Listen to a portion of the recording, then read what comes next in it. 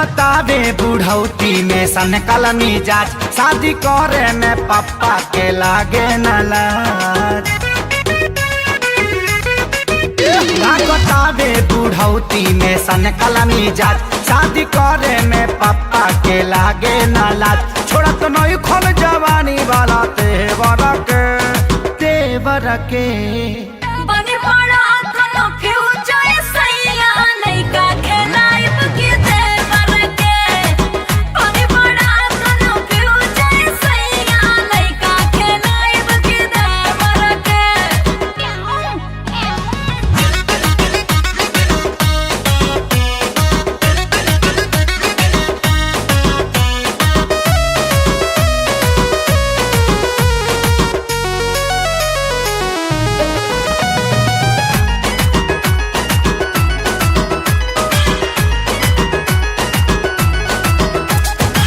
चेहरा पर पड़ गइल झूरी, टूटे दांत से न पूरी।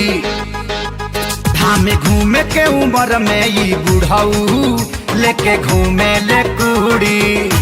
अरे वाह रोमांचक तो ओह दिन के रात होई जे, एके घर में दूगो सुहाग रात होई जे। माई बेनी को तो हो वाला जेवर के बने बड़ा कोनो फ्यूचर सैया लइका खेलाइब के देवर के। बने बड़ा कोनो फ्यूचर सैया लइका खेलाइब के देवर के।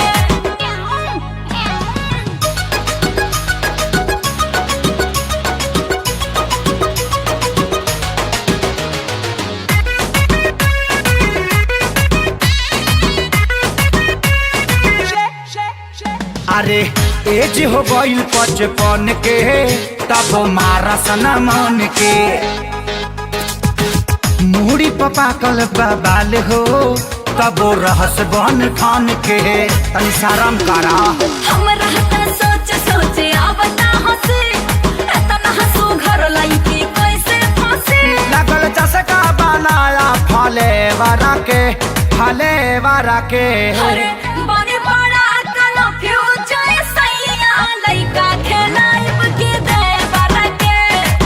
बने बड़ा कोनो फ्यूचर सैया लइका खेलाइब के अरे देवर के। बड़ा कंफ्यूजन है।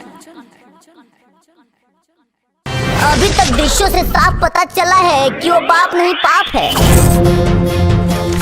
अरे जिस उम्र में नाती पोता के उंगली पकड़ा के दुनिया की अच्छी शिक्षा देनी चाहिए, उस उम्र में एक बाप अगर शादी करे अपने जवान बेटा के रहते हुए, तो उस बेटा को तो धरती फाड़ के घुस जाना चाहिए। तोरा छाती पे चढ़ के बरत जाई, तोरा छाती पे। अगर तेरा बियाह से हमरा प्रॉब्लम भई त कार्रवाई तोहरो पे होई। बाबूजी, आज के बाद ते हमार बेटा ना पट्टेदार है।